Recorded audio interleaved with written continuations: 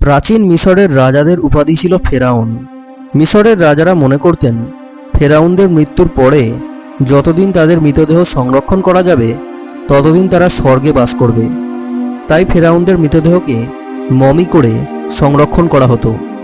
আজকের এই ভিডিওতে আপনি মিশরীয় সভ্যতার সবথেকে ক্ষমতাধর ফেরাউন রামেসিসের মমি এবং ওনার পাসপোর্টের সম্পর্কে জানতে চলেছেন।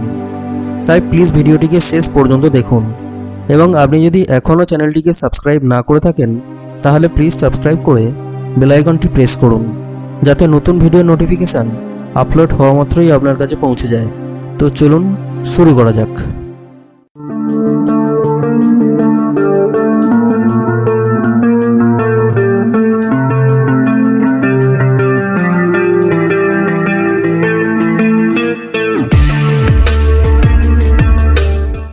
খ্রিস্টপূর্ব 16 থেকে 11 শতকের মধ্যে মিশরের সমস্ত ফেরাউনদের মধ্যে সবথেকে বিখ্যাত এবং ক্ষমতাধর ছিলেন দ্বিতীয় রামেসিস। ইনি ছিলেন মিশরের 19তম রাজবংশের তৃতীয় ফেরাউন। খ্রিস্টপূর্ব 12 শতকে তাঁর রাজ্য অভিষেক ঘটে এবং তিনি প্রায় 67 বছর মিশরের শাসক ছিলেন। যে কোনো ফেরাউনের কাছেই এটা একটা দীর্ঘ সময়, তাই এনাকে বলা হয় রামেসিস দ্য গ্রেট। দ্বিতীয় রামেসিসকে দ্য গ্রেট উপাধি দেওয়ার আরও অনেকগুলি কারণ আছে। কারণ এনার সময়ই মিশর সর্বাধিক প্রাচুর্য, সমৃদ্ধি এবং সামরিক বিজয় অর্জন করেছিল। মিশরীয় পুরাতত্ত্ববিদেরা আধুনিক মিশর, সুদান ও ফিলিস্তিনের অনেকটা এলাকা জুড়ে এমন অনেক সমাধি, প্রাসাদ ও মন্দির খুঁজে পেয়েছেন যেগুলো দ্বিতীয় রামেসিসের সম্মানে নির্মাণ করা হয়েছিল। এ সমস্ত স্থাপনার মধ্যে সবথেকে উল্লেখযোগ্য হল থিবান নেক্রোপলিসে অবস্থিত রামেসিয়াম। থিবান নেক্রোপলিস হল নীল নদের পশ্চিম তীরে অবস্থিত ফেরাউনদের কবরস্থান। দ্বিতীয় রামেসিসের পিতা ফারাও সেতি দ্য ফার্স্ট প্রথম রামেসিস নামে পরিচিত ছিলেন।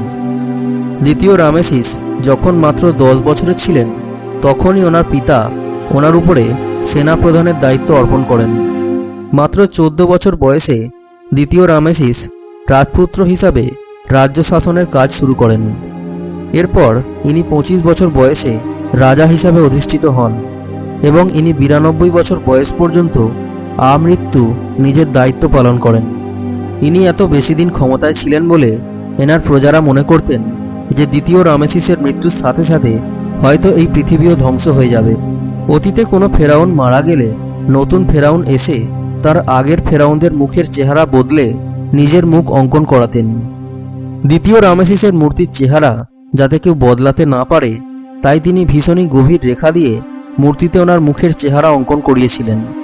মন্দিরের সামনে এনার 91 টনের মূর্তি সহ একাধিক বিশাল আকৃতির মূর্তি রয়েছে। এনার একটি মূর্তির ভগ্নাংশ 1821 সালে ব্রিটিশ মিউজিয়ামে নিয়ে যাওয়া হয়। ফেরাউনদের সমাহিত করার সময় তাদের মমির সাথে প্রচুর ধনসম্পদ রাখা হতো, কারণ তারা মনে করতেন যে মৃত্যুর পরে সমস্ত ফেরাউনরা মৃতদের রাজা হিসাবে আবির্ভূত হন। তাই ওনাদের মমির সাথে ধনসম্পদ না থাকলে মৃত্যুর পরে তারা রাজা হতে পারবে না। এই সমস্ত ধনসম্পদ ও মমি চুরি করার জন্য অনেকেই পিরামিডে হানা দিত। তাই রামেসিসের পূর্ববর্তী ফেরাউনরা পিরামিডের বদলে পাহাড়ের গভীরে বিশেষ কুঠুরিতে সমাহিত করার প্রথা চালু করিয়েছিলেন। মৃত্যুর পরে রামেসিসকেও ওই প্রথা অনুযায়ী সমাহিত করা হয়েছিল রাজাদের উপত্যকার মূল সমাধিক্ষেত্রে। কিন্তু সেখানেও লুটেরাদের হামলার আশঙ্কায় এক পুরোহিত দ্বিতীয় রামেসিসের মমি এবং ধনসম্পদ দেয়ার এল বাহারি নামক পাহাড়ের গোপন কুঠুরিতে লুকিয়ে রাখেন।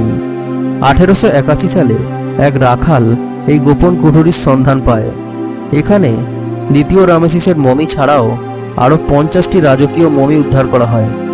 উদ্ধার করার সময় দ্বিতীয় রামেসিসের মমি সম্পূর্ণ অক্ষত অবস্থায় ছিল, এমনকি 3000 বছরে তার মাথার চুলও নষ্ট হয়নি।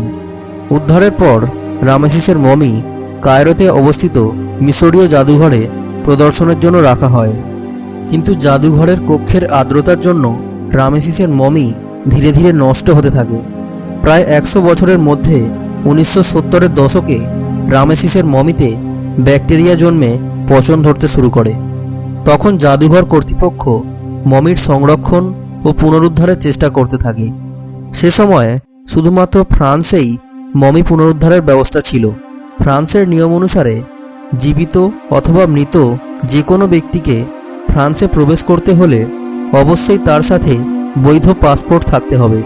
যেহেতু রামেসিসের মমিকে সুরক্ষিত রাখতে গেলে তাকে ফ্রান্সে নিয়ে যেতেই হবে, তাই বাধ্য হয়ে মিশরীয় কর্তৃপক্ষ 3000 বছর আগে মৃত ফেরাউনের নামে পাসপোর্ট তৈরি করে। পাসপোর্টে তার জন্ম তারিখ লেখা হয় খ্রিস্টপূর্ব 1303 সাল এবং পেশা হিসাবে উল্লেখ করা হয় রাজা ব্র্যাকেটে মৃত। রামেসিসকে বহনকারী বিমান প্যারিসে পৌঁছালে রাষ্ট্রীয় সফরে আসা অন্য যে কোনো রাজার মতোই ফেরাউনের মমিকেও পূর্ণ সামরিক অভিবাদন জানানো হয়। ফলে দ্বিতীয় রামেসিসই একমাত্র ফেরাউন যার মিশরীয় পাসপোর্ট রয়েছে এবং অন্য কোনো দেশের পূর্ণ সামরিক সম্মানও পেয়েছেন। ফ্রান্স থেকে সতেজ হয়ে ফিরে আসার পরে দ্বিতীয় রামেসিসকে আবার কায়রোর মিশরীয় জাদুঘরে রাখা হয়। কায়রোর এই জাদুঘরে এখনও অসংখ্য মানুষ দ্বিতীয় রামেসিসকে দেখতে আসেন। ভিডিওটি ভালো লাগলে ভিডিওটিকে লাইক এবং শেয়ার করবেন এবং অবশ্যই কমেন্টে জানাবেন যে আপনার ভিডিওটি কেমন লেগেছে এবং এই রকমই ইন্টারেস্টিং ভিডিও বারবার দেখার জন্য প্লিজ চ্যানেলটিকে সাবস্ক্রাইব করে বেল আইকনটি প্রেস করবেন। Thanks for watching.